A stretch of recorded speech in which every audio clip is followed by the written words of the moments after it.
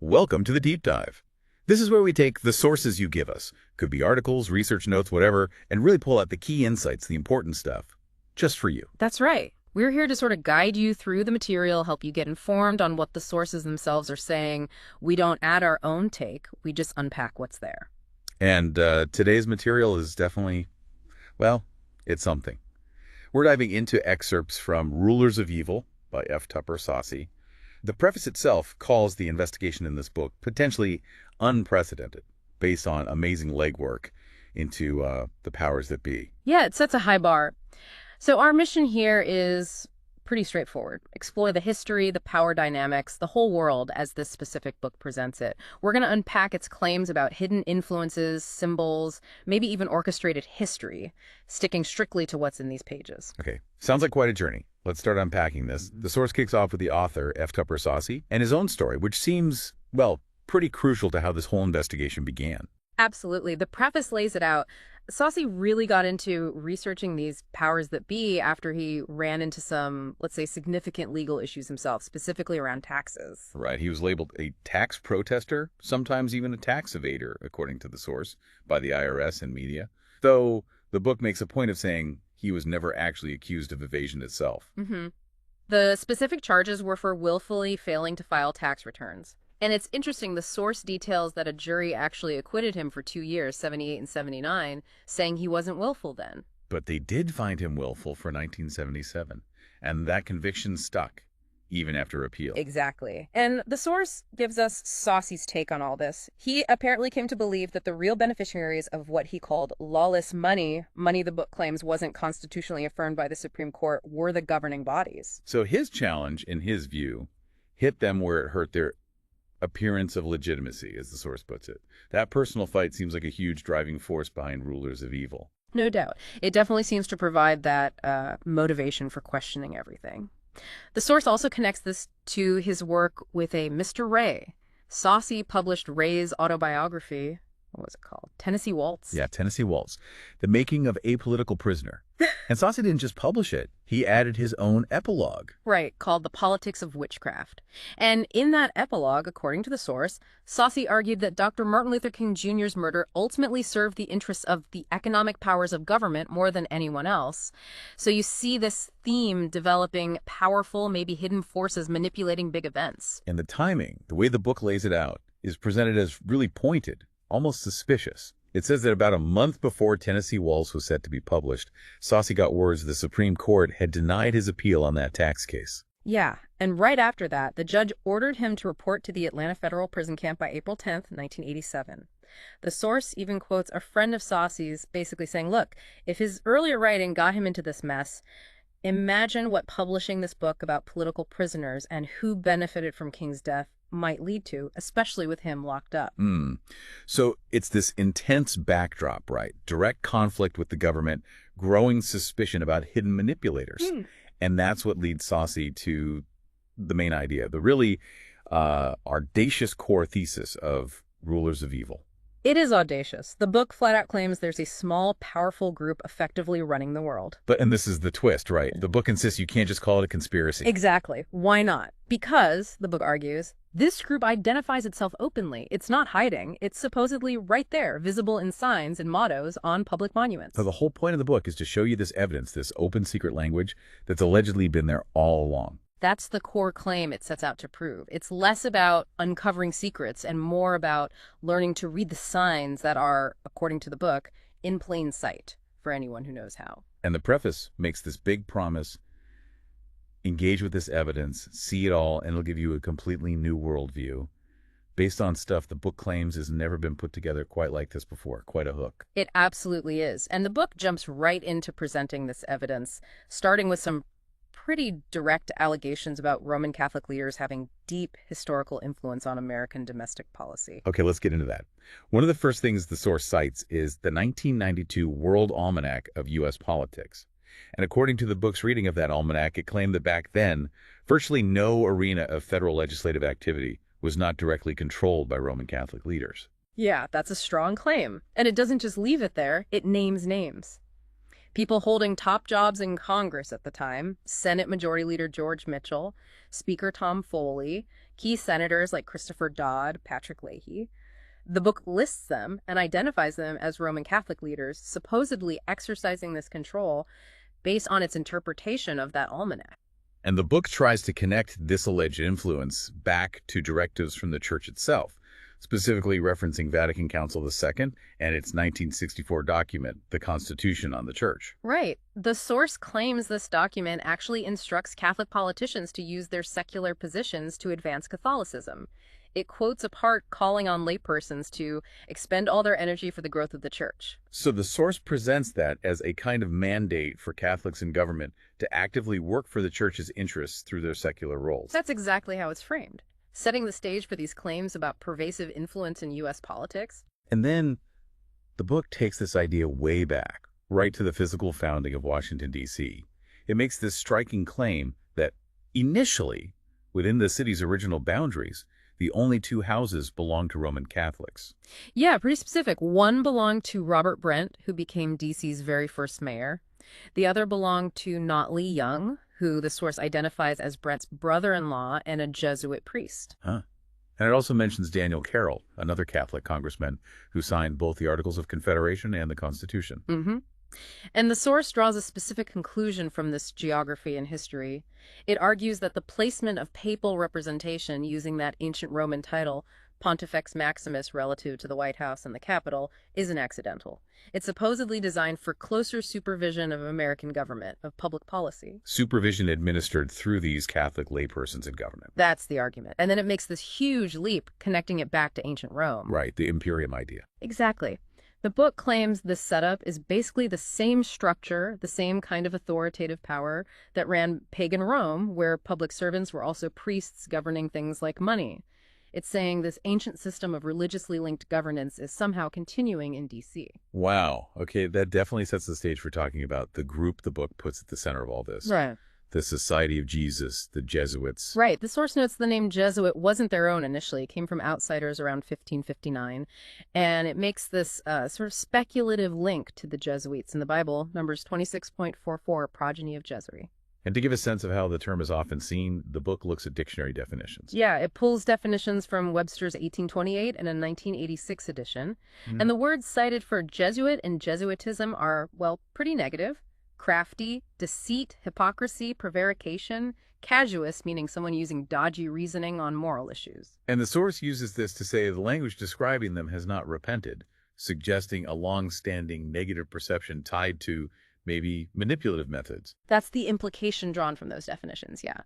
It's setting a particular tone for how the book views the society. So, to understand them, the book looks at the founder, Ignatius Loyola, and his personal journey. It does. It talks about his spiritual exercises, his transformation, and it notes this interesting mix, how he could apparently charm the wives of important men, get invited to fancy dinners, but chose to beg for food to give to the poor, living very simply. A combination of, social access and extreme personal discipline. Seems to be the picture painted. And the founding of the society itself is framed kind of like a business pitch.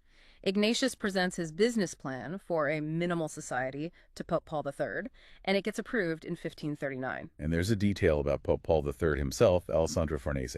The force connects him to the Medici family through his education in Lorenzo de' Medici's household. Right, and it links the Medicis to huge cultural influence, calling their library the cradle of Western civilization.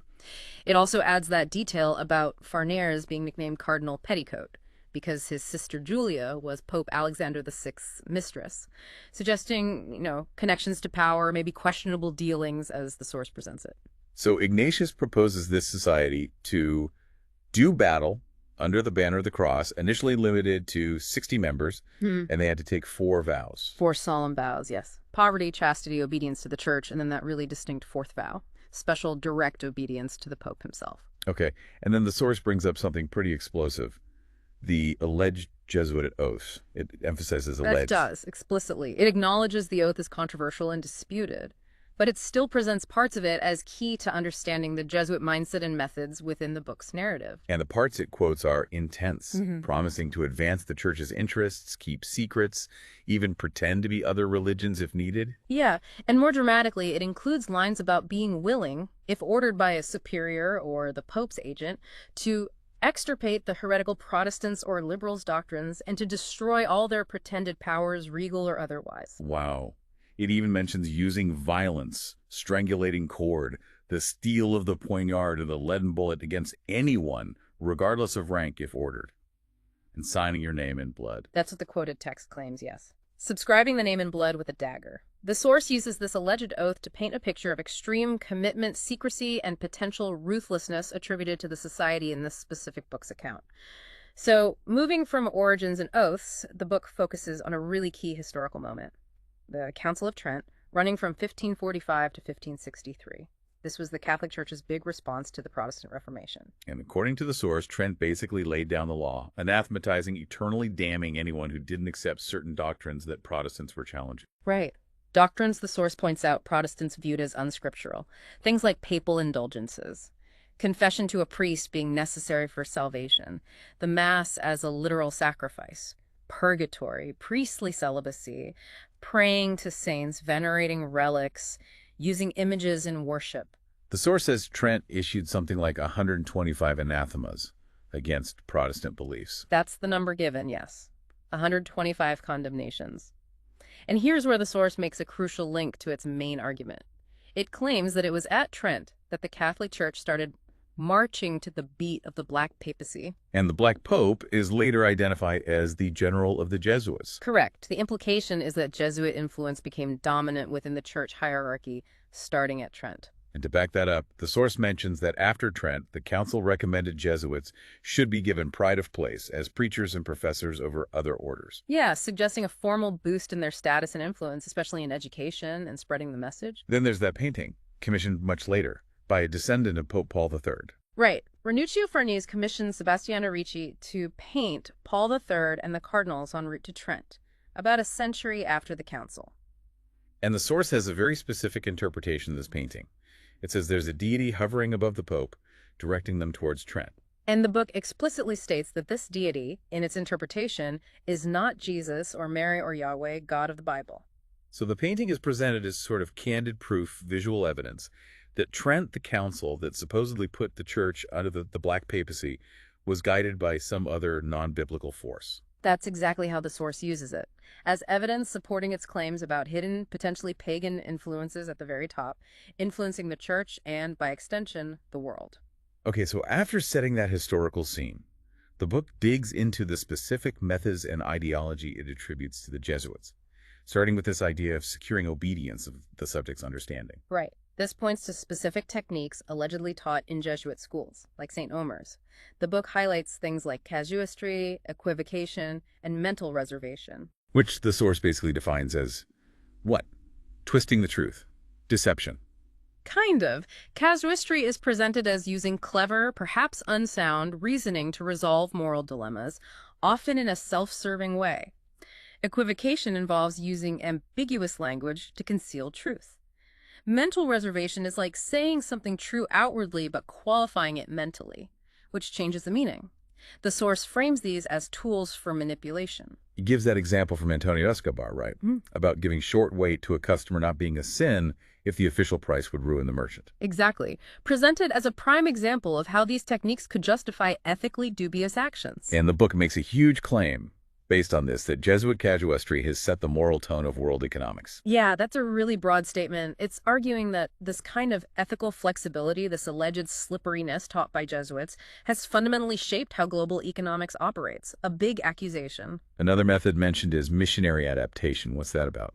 The source defines it as the process by which populations are brought under subjection to the Roman papacy by harmonious cultural integration. So instead of just imposing Roman ways, they'd blend local customs into Catholicism to make it seem less foreign, more appealing, making conversion or control seem easier. That's the interpretation given. A strategy to gain influence by integrating rather than conquering, presented as a subtle form of subjection. The book also talks about Jesuit education, the ratio studiorum, and it connects this back to the Medici Library again. Yes, reinforcing that idea of Medici influence. It claims the philosophy from that library was so foundational that even modern scholars, according to the book, call it the cradle of Western civilization, implying the Jesuits tapped into this powerful intellectual tradition. And this leads to that interesting concept, learning against learning, using education itself as a tool. Exactly. The book quotes Martin Luther's appeal to the ruling classes, where Luther supposedly foresaw this. He wrote about the printing press, since you can't stop it. Maybe the best way is to set up learning against learning, get everyone arguing, create confusion. And that confusion makes people rely more on their superiors and teachers, keep them dependent on authority. That was Luther's conclusion, as quoted by the source. And the book presents this strategy creating intellectual chaos to maintain control as something the Jesuits effectively weaponized. Entertainment too, right? Jesuit theatricals were apparently a big deal. Very popular, according to the source. It highlights a play called Xenodoxus, Newfangled Beliefs, by Jacob Biderman. The book describes it as a direct, point-by-point rebuttal of Luther's teachings done through theater. So proof that entertainment could be a powerful tool for political and religious persuasion, shaping public opinion. That's how the source frames it, using popular culture to push an agenda and counter opposing views. Now here's a really surprising connection the book makes, linking the Jesuits to Sun Tzu's Art of War. Yeah, this one's pretty out there. It notes that Sun Tzu's work wasn't really known in the West until a Jesuit priest, Joseph Marie Amiot, published a French edition in 1772. And Amiot wasn't just some translator. He was a Jesuit under strict obedience to the general at the time, Lorenzo Ricci. Right. And based on a comment attributed to another Jesuit spokesman, the source makes this huge leap. It suggests Ricci himself was the real hidden author behind Amiot's translation of Sun Tzu. So the implication is the Jesuits weren't just reading Sun Tzu, they were maybe packaging their own strategies under his name. That's the extraordinary claim made in the book, yes. Presenting Jesuit military doctrine disguised as ancient Chinese wisdom. And to illustrate the kind of thinking involved, which the book connects to the Jesuit general, it tells that story about Sun Tzu training the king's concubines. That famous, chilling story. The king is skeptical, gives Sun Tzu 180 concubines, including 2 favorites as captains. Sun Tzu gives commands, they just laugh. He repeats the commands, makes sure they're clear. They laugh again. Right. So Sun Tzu says, okay, commands are clear, but not obeyed. Now the officers are to blame. And he orders the execution of the 2 favorite concubines. The king freaks out, begs him not to kill them. But Sun Tzu's response, as told in the source, is ice cold. He says, once a general commands an army, he doesn't have to follow the sovereign's orders if it's a military necessity. And he executes the princesses. Jeez. And the source uses this to show the severity that empowers a general to overrule even his sovereign for perfect obedience, a metaphor for Jesuit methods. Exactly. It's presented as illustrating the absolute authority and potential ruthlessness the book attributes to the Jesuit general in orchestrating things behind the scenes. And this kind of absolute obedience and secrecy is key for clandestine operations, which the book claims are almost impossible to document accurately. Right. Notes destroyed, surviving documents may be deliberately misleading. The source quotes Sun Tzu on the clever general's methods, taking cities without fighting, conquering kingdoms without visiting, followers never guessing the real plan, using ruses, not trusting agents completely, using overseers. It's not relying just on strength, but using any useful means. And treating men like stones roll down a hill, just instruments moved by the general's will. Precisely.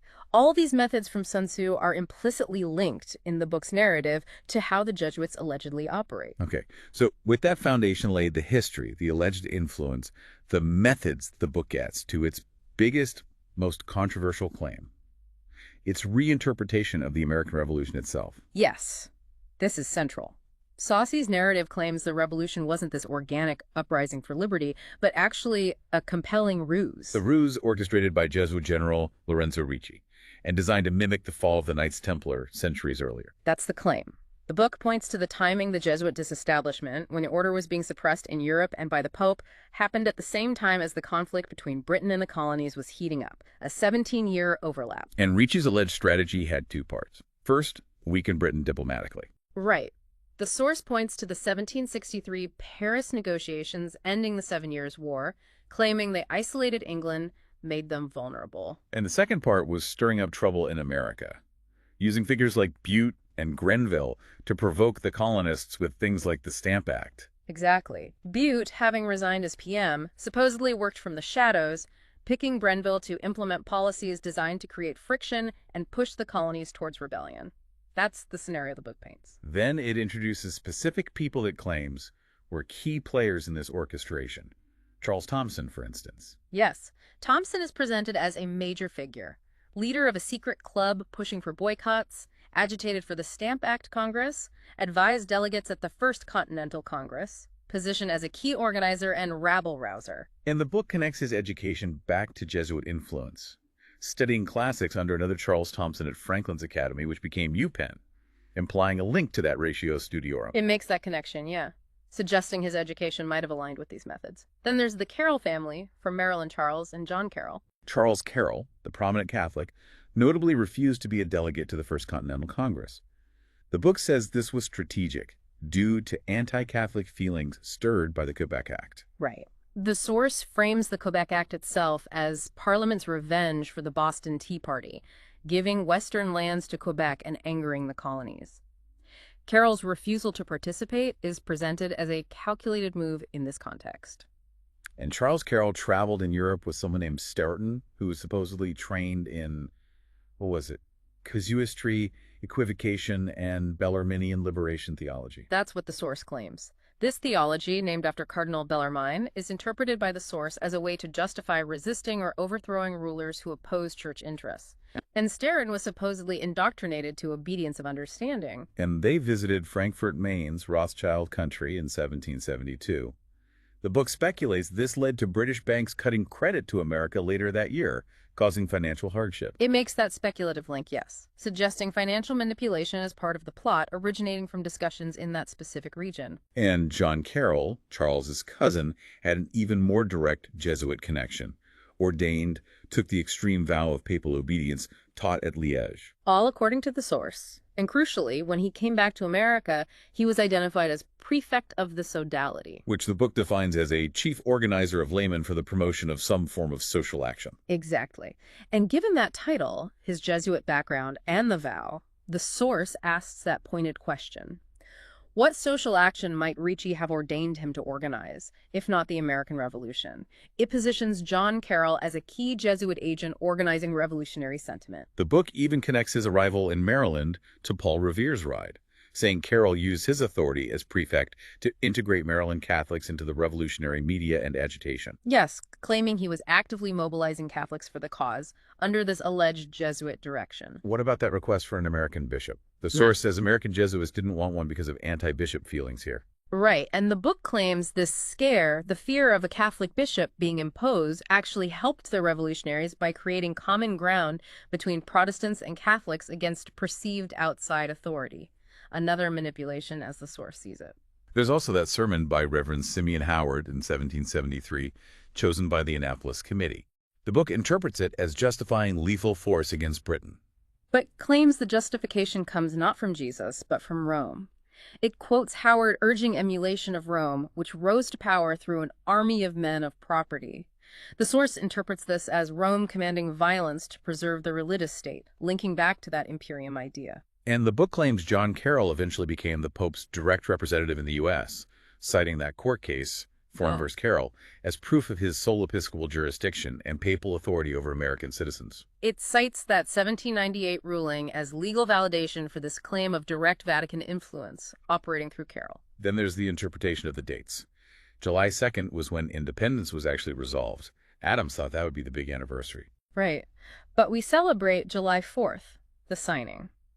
The source connects July 2nd to the Catholic feast of the Visitation of Mary visiting Elizabeth. And argues this date fits with Bellarminian liberation theology and the Magnificat Mary song about putting down the mighty, scattering the proud. Which the source links to biblical rebellion. So July 2nd is framed as the theologically correct day for resolving independence, according to this alleged Roman-influenced plan. Then comes that story about the mysterious stranger on the night of July 4th, cited from Manly P. Hall.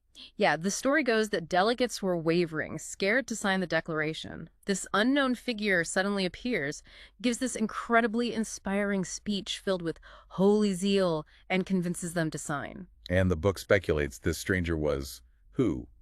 The professor. Right, a figure mentioned in other accounts.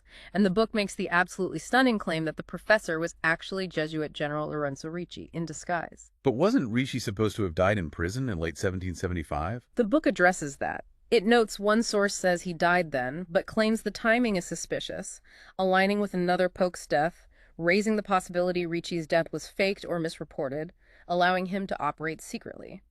And it supports this by comparing the professor's description over 70, fluent in many languages, vast knowledge, with Ricci's known characteristics. Exactly. It argues the descriptions match Ricci's age, 72, and known abilities. This professor allegedly met with a congressional committee led by Franklin and including Washington, giving them advice. That's the claim. Invited to be a member and offer counsel. And his big suggestion was adopting the East India Company's 13 Stripes banner as the colonial flag. Yes. The source claims the professor suggested this, the committee unanimously approved it, and Washington hoisted it in January 1776. And it links the East India Company back to Jesuits again, through Freemasons led by Lord Petre, whose family supposedly funded early Jesuit missions. It draws that connection, yes. Suggesting the flag itself has origins tied into this network involving Freemasons and Jesuit patrons. So after all this orchestration, the actual fighting, the revolution we learned about, was just the theatrical war, meant to create national feeling, like in ancient Rome. That's the final part of the claim. The real war was the planning. The bloody battles were theater designed to forge a specific kind of national identity based on sacrifice, echoing Caesarean Rome. Wow, okay. That is quite a reinterpretation of American history. So if this was all orchestrated, how does the book claim this hidden influence is actually revealed? Through symbols, right? Exactly. The next big section focuses on deciphering the symbols embedded in American monuments, seals, things we see all the time, starting with the Great Seal of the United States. Co-designed by Charles Thompson, the guy the book already positioned as a key player. Right. And the source argues the seal isn't just an emblem, it's an embodiment of neo-Gnostic deism, functioning as a Gnostic constitution. Meaning it has hidden layers of meaning, known only to initiates, or God Almighty as the book puts it. Esoteric knowledge encoded in the design. That's the idea, and it starts breaking down the elements. The motto, Annuit Hoeptus. He favors our undertakings. The source claims he isn't God, but Anu, the head deity of Babylonian mythology. Linking the national motto to ancient paganism. What about the Roman numerals, MDCCCLX60s or 1776? Here, the source does some specific math. It takes the 6 distinct Roman numeral letters in that date, D, C, L, X, V, ignoring the M. Their values, 500, 150, 10, 5, 1, add up to 666. 666, the number of the beast from Revelation. That's the connection the source makes explicitly. It calls this a startling link, representing demonism, black magic, and perverted power formatted into the streets of the federal city. A hidden demonic signature, basically. Okay. And the stars on the seal form a pentagram. Yes, the 13 stars above the eagle, connect them, you get a pentagram. The source links this specifically to Venus, claiming only Venus's orbit creates this pattern relative to Earth over time. And it ties this back to Charles Thompson again, alleging he led a group devoted to Venus, Bacchus, and Apollo. It mentions the Bacchic rites myth Bacchus killed and eaten by Titans, connecting the name to weeping or lamenting. More pagan symbolism embedded. That's the argument. Ancient cultic references hidden in plain sight on the seal. Moving from the seal to the U.S. Capitol building itself, the Statue of Freedom on the dome. The source highlights its installation date, December 6, 1863, with a 47-gun salute, and it calculates this was exactly 47 years after Bishop John Carroll's last full day alive, December 2nd, 1815. So the 47 shots were a deliberate tribute to Carroll, positioning him as central. That's the claim based on the numerical coincidence. Then it interprets the statue itself. It suggests it represents Persephone, or Dea Benigna, the mediatrix, or broadly, the Virgin Mary. And connects this to Pope Pio IX's 1854 doctrine of the Immaculate Conception, where Mary was decreed set over all by God himself. Yes, and the statue's placement under the deified Washington in the dome fresco, between him and the public below, is seen as a visual depiction of Mary being set over all, linking the Capitol's crowning statue to Catholic doctrine. What about that fresco inside, the apotheosis of Washington? The source calls it Washington's secular version of the canonization of Ignatius Loyola, and notes that tourists often say it's like St. Peter's, implying a deliberate parallel with Vatican art and Catholic veneration. Within the fresco, it points to Mercury, next to Robert Morris, the finance guy. Identified by his caduceus, winged sandals, bag of gold clearly linked to commerce, but the source emphasizes Mercury's other roles: psychopomp, guide to the underworld, trickster, patron of deceivers and thieves. And claims Mercury's role in the fresco symbolism is to deceive souls into Hades. That's the chilling interpretation offered. And it connects this depiction back to that Sebastiano Ricci painting of Pope Paul III going to Trent. It claims both paintings show Mercury's ascendancy in Catholicism, Ricci, and the U.S. government, Bermude, suggesting this deceptive deity is symbolically important in both. Wow. Okay, what about Georgetown University's seal? Founded by Bishop Carroll, run by Jesuits. The source describes the seal, a Roman eagle grasping both the world and a cross. And the interpretation. Direct. State and church united under the Black Papacy. The Roman eagle, state, holds the world, and the cross, church, under the authority of the Jesuit general, the Black Pope, openly declared on the seal of their university. And finally, it mentions an Anu signature, supposedly found in the stonework of the Supreme Court building. Yes, though it doesn't detail how it's found, but it interprets its meaning. That American justice gets vengeance, at least sevenfold, not because it's corrupt, but because it inherited Cain's divine empowerment to do so. Linking the highest court directly to Cain from the Bible. Exactly. Which brings us neatly to the underlying theological framework the book uses to explain the origin and nature of all this power. Right. It all seems to circle back to this interpretation of the story of Cain in Genesis. Very much so. The source argues that secular government itself stems from what happened after Cain killed Abel, specifically that line in Genesis 4.15, "The Lord set a mark upon Cain." The book claims this wasn't just a mark, but God putting Cain under oath. Yes. An oath visibly represented by government insignia, flags, seals, badges. These are symbols of God's covenant with Cain for ruling evildoers. A totally different covenant than the one with Abraham, who was obedient. And after getting this mark, Cain builds a city named Enoch. The book claims this city became Unuk, known for its sudden appearance and advanced culture. It makes that connection, yeah. And further links it by saying Sargon the Magnificent, from that area, was later called King Cain, claiming Sargon literally means King Cain, establishing this ancient lineage of rule originating from Cain. This leads to the idea of the two ministries governing the world. Right. First, the ministry of condemnation. According to the source, this is directed by Satan. Its purpose: to administer justice among sinners, use law and punishment to restrain evil, and ultimately keep people from outright blasphemy. So it's necessary in this view, because some people can't be governed by love or reason. It has a function, even if negative. That's how the source presents it. A necessary evil, almost. Then there's the second ministry, the ministry of reconciliation. Which is God's ministry, proclaiming forgiveness, love, healing. Exactly. And the book explains how they interact. Reconcilers don't try to control the ministry of condemnation or hide from it. They just need to be available. They aren't seen as a threat because they don't judge or blame within that system.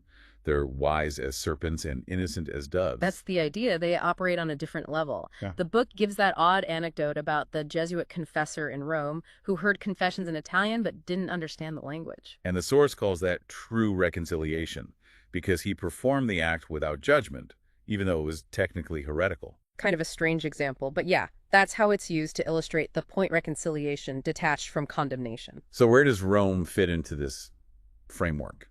The source claims Rome is the spiritual heir of Cain and the incarnation of the satanic spirit. It shares the purpose of the ministry of condemnation, teaching people not to blaspheme and sometimes destroying those given over to judgment.